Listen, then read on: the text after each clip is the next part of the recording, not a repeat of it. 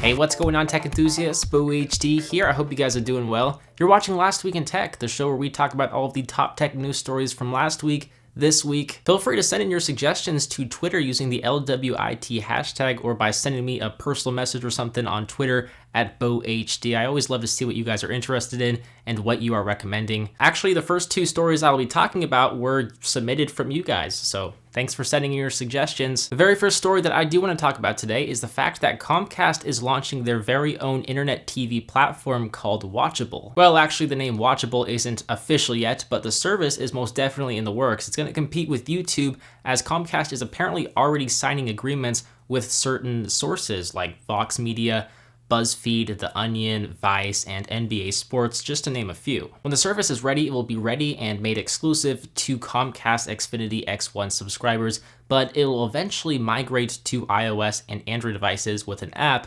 after its launch. We don't really know the details just yet. But listen, Comcast is trying to do everything they can to kind of reel back in some of the lost subscribers by introducing a fresh new internet streaming service. Comcast won't be paying out licensing fees for anything that appears on Watchable, but instead they'll be splitting the advertising revenue with its partners, kind of similar to how YouTube runs things. I think ultimately Watchable is aimed for the younger viewer, the viewer who hates cable but loves YouTube, who is not so much keen on TV stars or movie stars, but more keen on YouTube stars.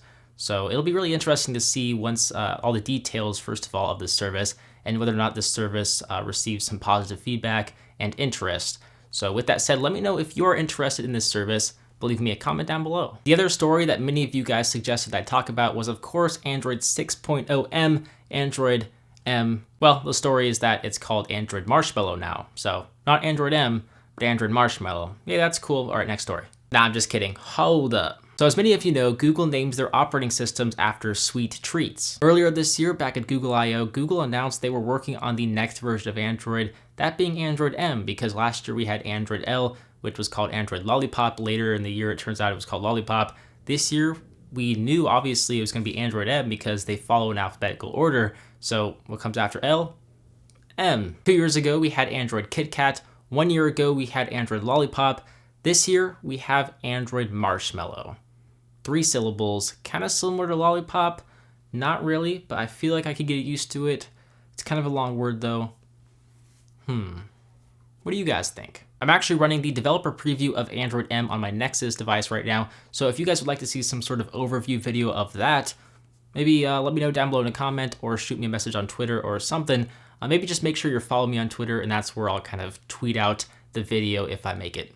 How does that sound? Now, Android had a pretty big week, so not only was Android M officially announced as being Android Marshmallow, but 2 fresh new flagship devices were also announced. The Samsung Galaxy Note 5 and the Samsung Galaxy S6 Edge Plus were officially announced last week, and this week they're actually starting to ship out. I'll probably be the last reviewer to get my hands on one because I'm with Verizon. I'm kind of waiting for Verizon because that's like my main plan is on Verizon, so I'm waiting for them to ship out, and they usually take forever. I think T-Mobile and AT&T are already shipping out the devices, so yeah, that kind of sucks. Anyway, some of the features of these 2 devices include a fresh new build construction in line with the Samsung flagship Galaxy S6 and Galaxy S6 Edge. We have those premium metal edges with glass on the front and back. Actually, most of the specs are pretty much the same as the S6 and the S6 Edge. Same Exynos 7420 processor, but instead of 3 GB of RAM, we have now 4 GB of RAM. There's a 16 megapixel camera sensor and 5.7-inch Super AMOLED display with a 2560 by 1440p resolution,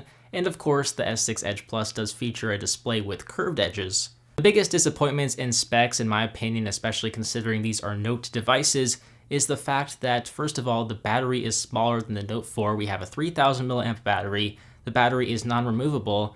We have a no micro SD card slot for expandable storage, so you have to rely on either 32 or 64 gigabytes of internal storage, and the fact that we no longer have an IR blaster. Now, there are reports that the Note 5 battery life is still better than the Note 4 battery life despite it having a smaller battery, so that's good news. I haven't used either of these 2 devices, but I look forward to testing them out in detail and really deciphering whether or not they're worth the upgrade. I'm going to overlook the hype and judge these 2 devices for just what they are and try to see truly if I do miss the larger battery or expandable storage options, or IR blaster. And in future tech news, Samsung is in the news again because they'll be releasing a 16 terabyte SSD. That's a 2.5-inch hard drive with 16 terabytes of flash storage. That's freaking crazy. You know, if we first flash back to when man first went up to the moon, there were buildings, blocks of buildings full of storage. 10, 20, 30 years later, they went from storing around 100 megabytes in large buildings to larger rooms. Flash forward to 2015 and we're able to store 16 terabytes of storage and information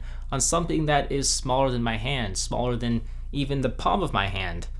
That's crazy. Now, Samsung will be selling this solid state drive next year, but analysts estimate that the price of the SSD will be between $5,000 and $7,000. So if you're a baller and you want one of these, it only costs several $1,000s. And if you're Samsung and you want to give somebody one of these, well, you know who to email.